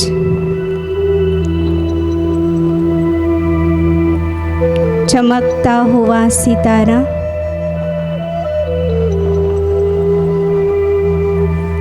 मैं आत्मा इस 5 तत्व के शरीर को चलाने वाली एक चैतन्य शक्ति हूँ। मुझ आत्मा का निजी स्वरूप शांत स्वरूप है। मैं आत्मा इस सृष्टि रंगमंच पर सुंदर कर्म करने के लिए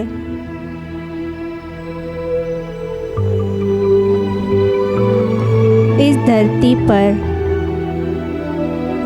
अवतरित हुई हूँ। मुझे हर मनुष्य आत्मा प्रकृति की 5 तत्व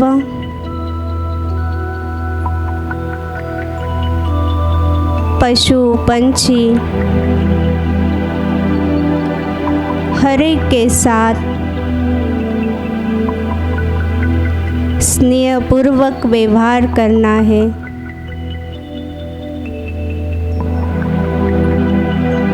मेरे द्वारा किसी को दुख ना मिले, मुझे अपने स्वयं पर ध्यान रखना है। मैं आत्मा प्रेम स्वरूप हूँ।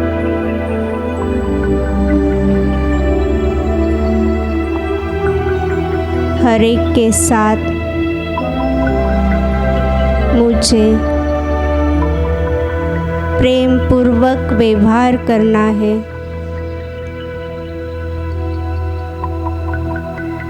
परमपिता परमात्मा उस प्रभु की मैं संतान हूँ। मेरे पिता परमात्मा शिव बाबा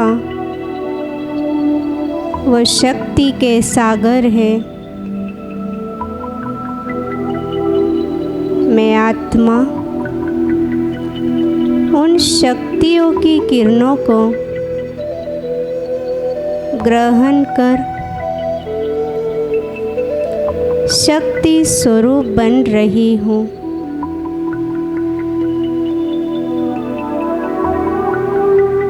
फिर से अपने मन को 1 सेकंड के लिए संपूर्ण रिलैक्स करिए। कोई विचार नहीं, कोई आवाज़ नहीं। 1 सेकंड मन शांत।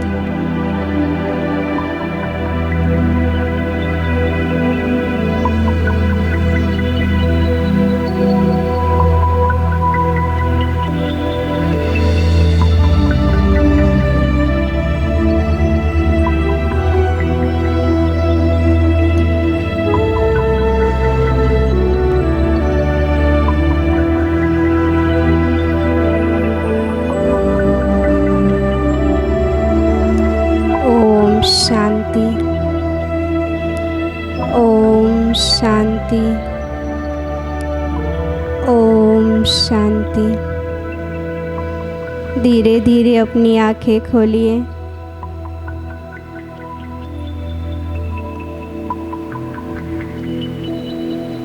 ओम शांति।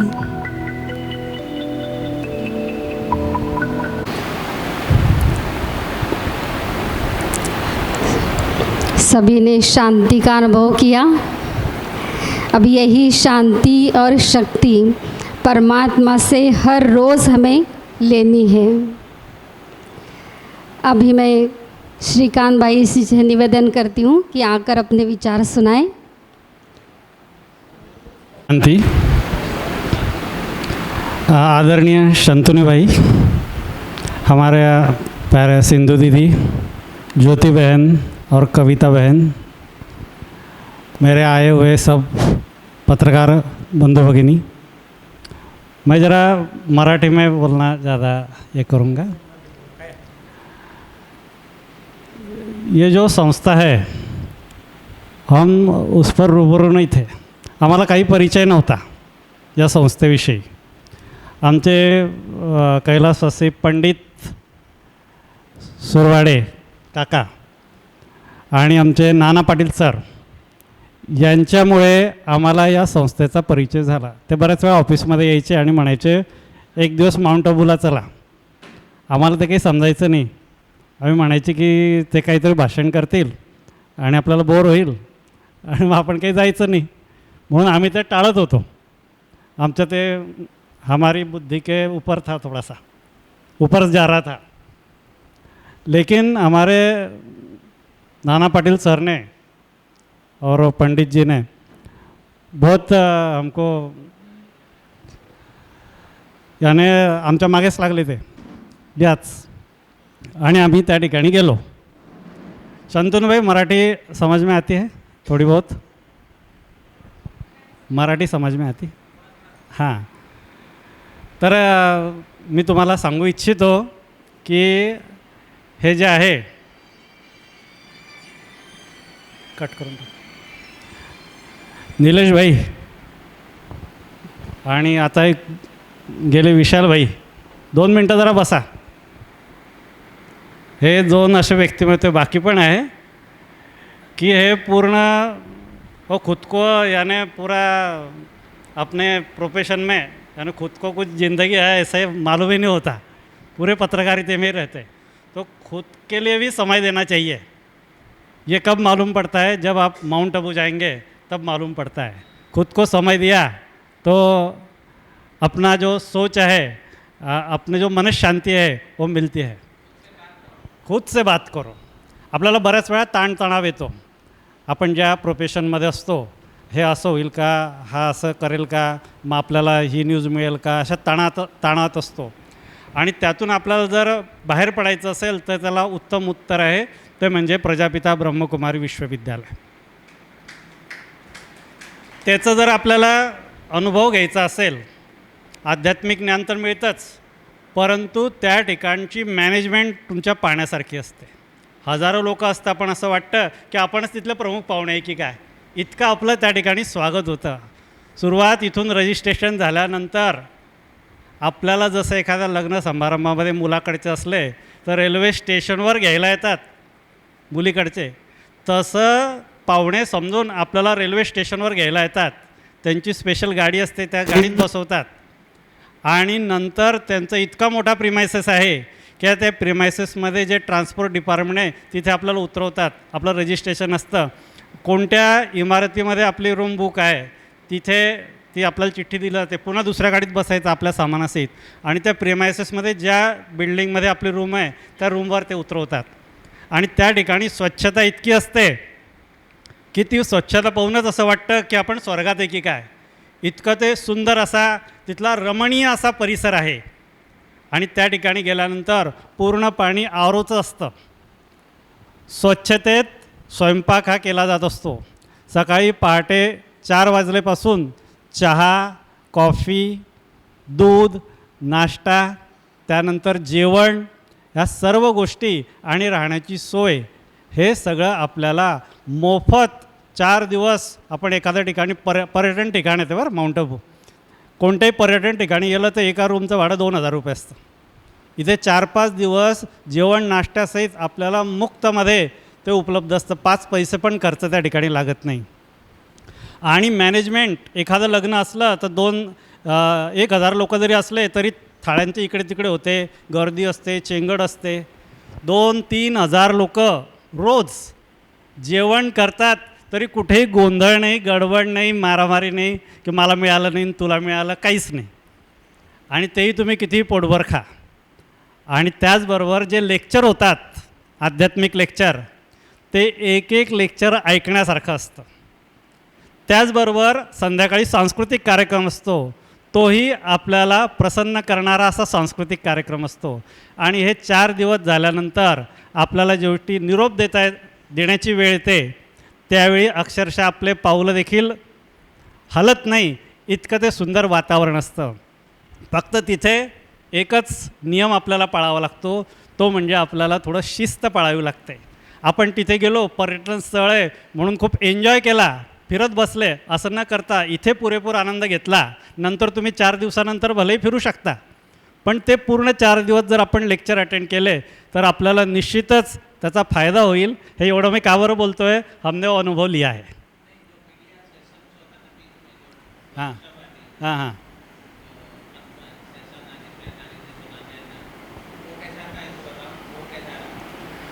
जे वेगवेगळे सत्र होतात त्याच्यामध्ये सकारात्मक पत्रकारिता आपण कशी केली पाहिजे त्याची उदाहरणासहित पूर्ण भारतातील आणि विशेष म्हणजे सगळे पत्रकार पूर्ण भारतातले एवढेच नव्हे तर नेपाळनगर आपला तिथून देखील, नेपाळमधून देखील काही पत्रकार आलेले असतात, दुसऱ्या देशातून पण आपला ओळख परिचय पण त्यामध्ये होतो.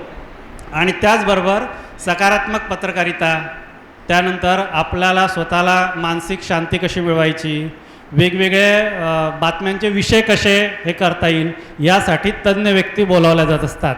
या सर्वांचा फायदा आपल्याला निश्चितच होत असतो. तो फायदा आपण घेतला पाहिजे. आणि अलोने साहेब किंवा आपला संजीव काशीव, उज्ज्वला, प्रेम तर जाऊन आलेला आहे, जगदीश पण जाऊलं, पण मला जास्त आग्रह आहे की निलेश फिरके आणि विशाल यांनी जरूर गेलं पाहिजे. आणि तुम्हाला निश्चितच असं वाटेल की आपल्या धकाधकीच्या जीवनात काहीतरी आपल्याला शांती मिळालेली आहे. हां, लोणे साहेब पण येऊ शकतात, जाऊन आलेले. अरे वा, छान छान. आणि मी एवढं धावपळ यासाठी आलो की माझ्या पत्रकार बंधू भगिनींना हे स्वतः घेतलेले अनुभव सांगितले पाहिजे आणि इतरांनाही तुम्ही घेऊन जा. ते लगेच लक्षात येत नाही, थोडं लेक्चर म्हणजे थोडा जरा आपल्याला वाटतं की काय असेल हा विषय, तर खूप छान मानसिक शांती आपल्याला मिळते आणि सकारात्मक पत्रकारितेकडे आपला ओढ वाढतो. धन्यवाद. मीडिया का 3 काम है, टू इन्फॉर्म माना सूचना देना, टू एजुकेट माना शिक्षित करना, तीसरा है टू एंटरटेन माना मनोरंजन करना. लेकिन वर्तमान समय जो मनोरंजन इंडस्ट्री है, एंटरटेनमेंट फिल्म इंडस्ट्री या जो भी इंडस्ट्री है, आप देखो कितना लॉस गिर गया, डाउनफॉल हुआ है. उसमें कुछ भी सीखने को नहीं मिलता है.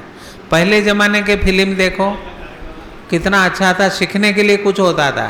आजकल तो बिल्कुल गंदगी पूरा फैल गया है. छोटे कपड़ों में आएंगे, गलत चीज़ सिखाएंगे, बच्चे चोरी करना सिखाएंगे, मर्डर करना सिखाएंगे, बदला लेने की भावना आता है.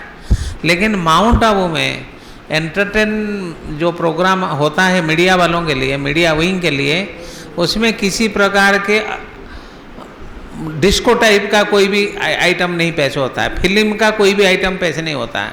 उसमें आध्यात्मिकता को बढ़ावा देने के लिए मूल्यों को बढ़ावा देने के लिए, जीवन को श्रेष्ठ बनाने के लिए वैल्यू बेस्ड एंटरटेनमेंट प्रोग्राम हमारा जो भी होता है, चाहे क्लासिकल हो, चाहे हमारे कोई भी डायलॉग हो, चाहे हमारे कुछ गीत हो, संगीत हो, सारे टोटल ही वैल्यू बेस पर आधारित है, नैतिकता के लिए।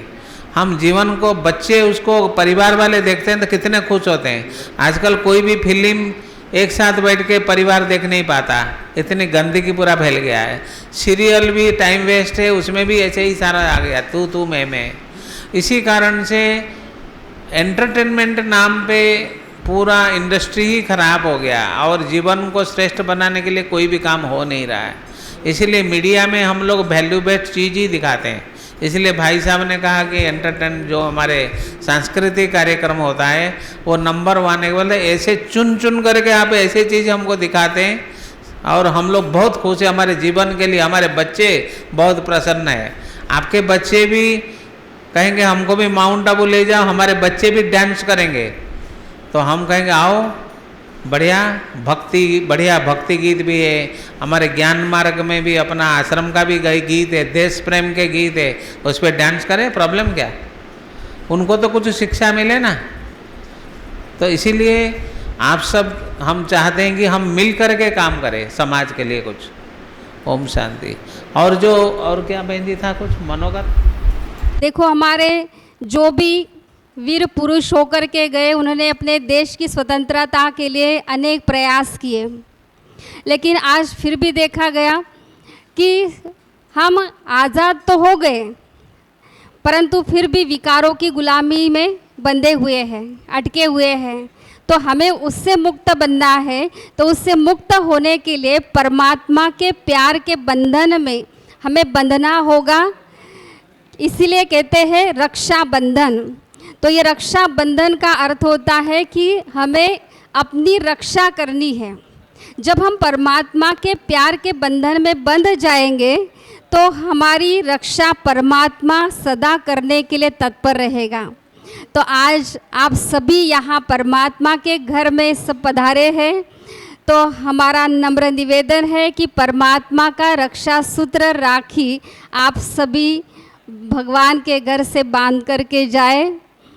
और भाई जी ने आप सभी के लिए एक खुशखबरी के लिए, देखो ये सब पर्चा भेजा है, तो सभी के लिए खुला निमंत्रण है कि आप सभी को, जो नहीं गए हैं उनके लिए, और जो आप यहाँ तक नहीं पहुँच पाए उनको भी, सबको आपको ये मैसेज देना है। माउंट आबू का सभी के लिए हार्दिक निमंत्रण है। आप सभी परिवार सहित जा सकते हैं, क्योंकि जब हम अपनी आँखों से देखेंगे तभी इसका पता चलेगा।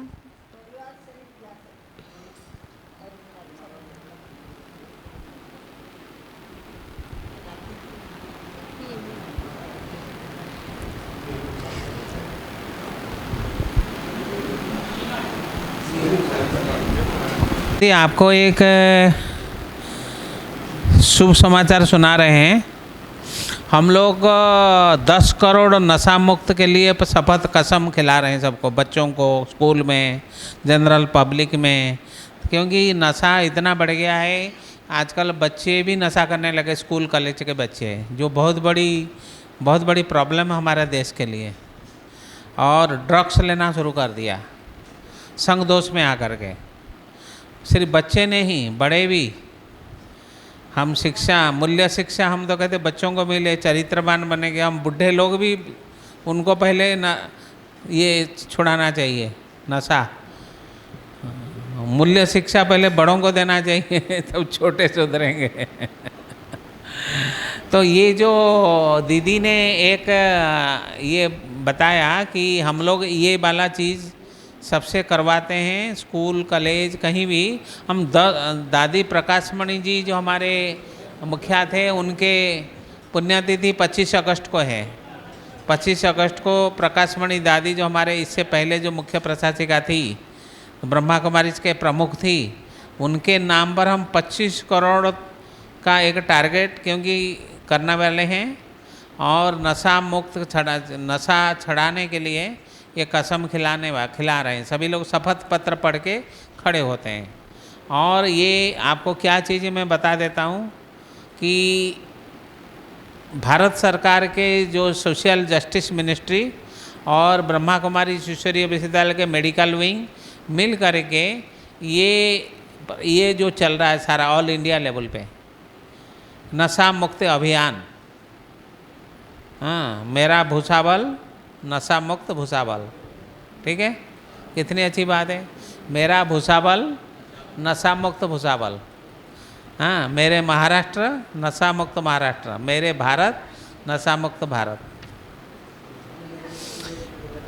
इसके लिए मैं पढ़ के सुनाता हूँ। मैं शपथ लेता हूँ या लेती हूँ कि अपने जीवन में कभी भी किसी भी परिस्थिति में किसी के भी दबाव में आकर किसी भी नशे का उपयोग नहीं करूँगा या करूँगी। नंबर 2, अपने परिवार, मित्रों, समाज को इससे बचाने का भरपूर प्रयास करूँगा या करूँगी। भारत सरकार के नशे से संबंधित सभी कानूनों का पालन करूँगा या करूँगी। अपना पर्यावरण स्वच्छ और नशा मुक्त रखूँगा या रखूँगी। ईश्वर मुझे शक्ति प्रदान करें। ये हम सभी को बोलते हैं, सब खड़े होकर के फिर ऐसे करके हाथ करते हैं और कसम खाते हैं। ये मतलब इसीलिए कराते हैं ताकि लोग एक जागरूक आए कि भाई नशा कोई अच्छा चीज़ नहीं है, ठीक है ना। हाँ जी, वही बात तो हम सबको लिखनी है।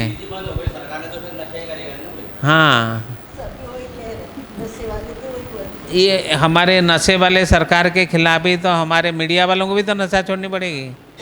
हाँ, मीडिया वाले अगर नशा करेंगे तो कहेंगे आप लोगों तो डिमांड करते, हम लोग देते हैं आपको, तो हम लोगों को पहले छोड़नी पड़ेगी ना। मुफ्त के माल हमको खाना नहीं, बस और क्या।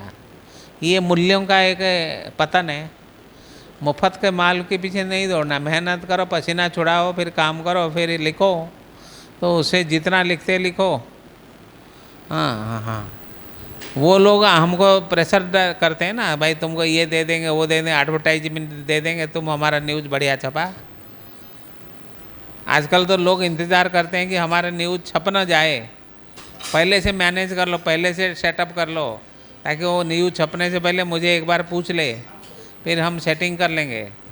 ये चल रहा है। वो आप लोगों का काम नहीं, वो तो ऊपर से हेड ऑफिस से ऑर्डर आता है। ये कैसी लगी शपथ, ठीक है ना। हम ऐसे 10 करोड़ करके इसको देना है। हाँ, 10 करोड़। बच्चों को भी मधुबन ला सकते। और से हमारे आदरणीय भ्राता श्री का सत्कार हो रहा है।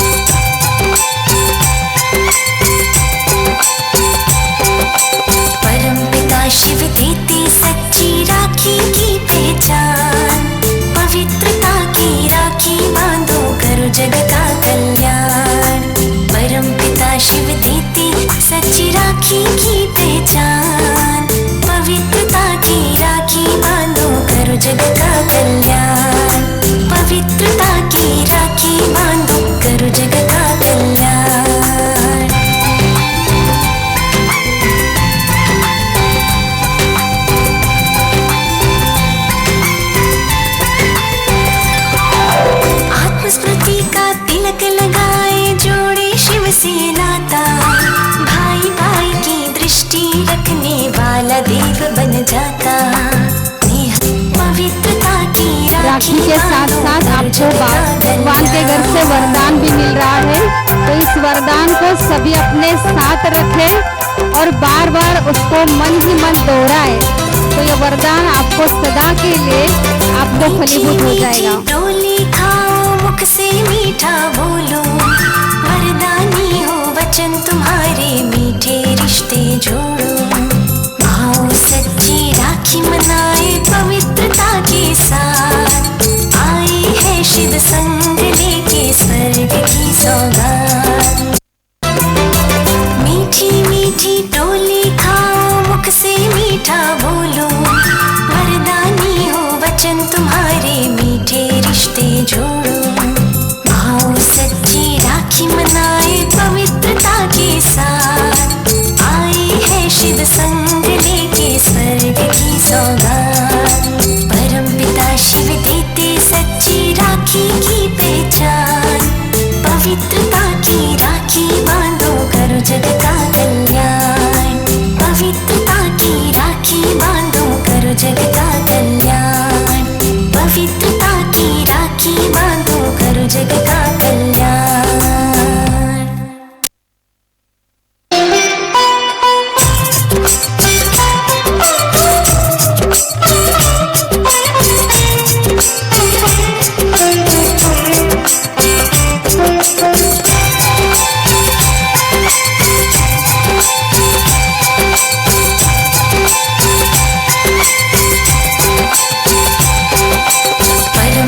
शिव देते सच्ची राखी की पहचान, पवित्रता की राखी बांधो करो जग का कल्याण।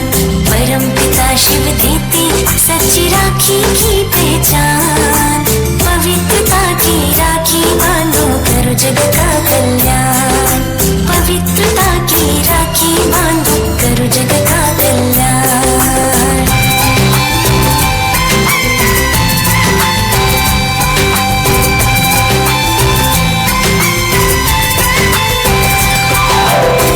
स्मृति का तिलक लगाए जोड़े शिव से नाता, भाई भाई की दृष्टि रखने वाला देव बन जाता। स्नेह के बंधन में बांधो खुद को तुम शिव से यार, भाई बन की रक्षा करे दे जीवन भर का साथ। परम पिता शिव देते सच्ची राखी की पहचान, पवित्रता की राखी बांधो करो जग का कल्याण। पवित्रता की राखी बांधो करो जग का कल्याण।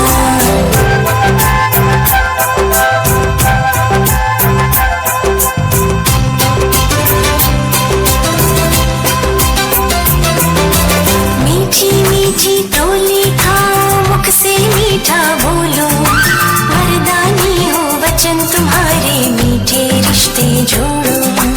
आओ सच्ची राखी मनाए पवित्रता के साथ, आई है शिव संग लेके स्वर्ग की सौगात। परम पिता शिव देते सच्ची राखी की पहचान, पवित्रता की राखी बांधो करो जग का कल्याण। पवित्रता की राखी बांधो करो जग का कल्याण। पवित्रता की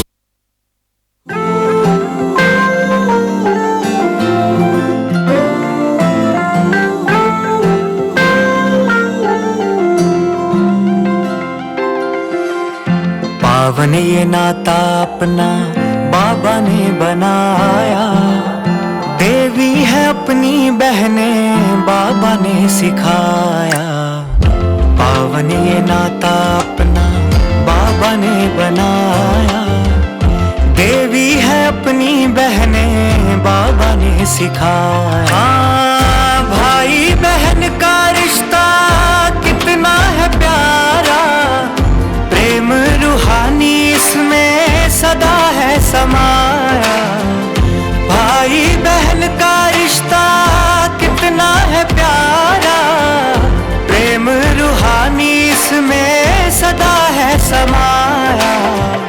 कल्प के बाद देखो, कल्प उसके बाद देखो हमें है मिलाया। देवी है अपनी बहनें बाबा ने सिखाया। पावन ये नाता अपना बाबा ने बनाया। देवी है अपनी बहनें बाबा ने सिखाया। पावन ये नाता अपना।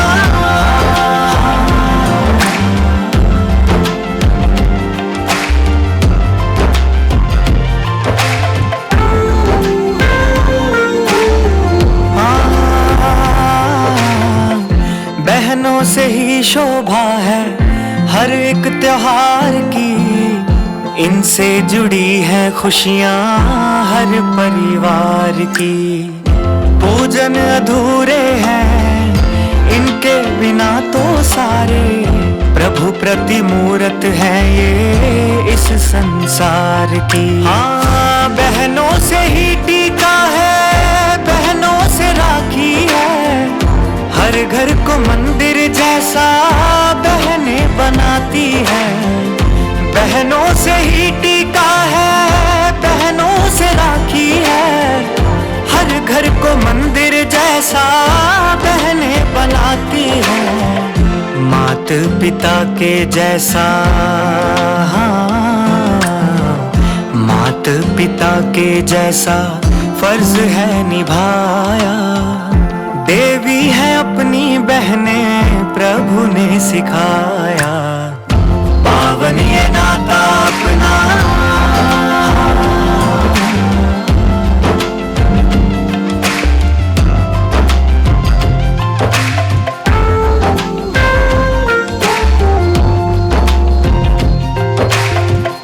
बहनों का संगम जीवन प्रभु उपहार है। गुण और शक्तियाँ ही इनका श्रृंगार है। खुदा भी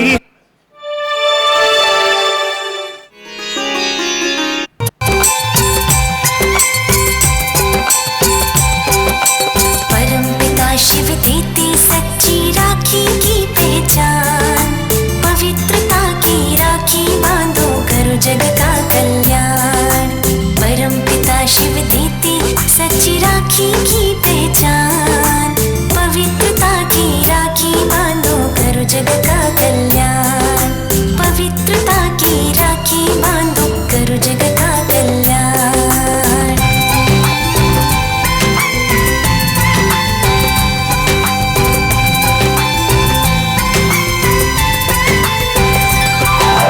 आत्मस्मृति का तिलक लगाए जोड़े शिव से नाता।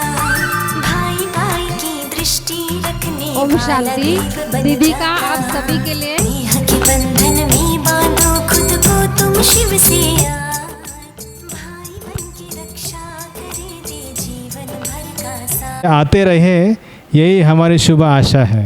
ओम शांति।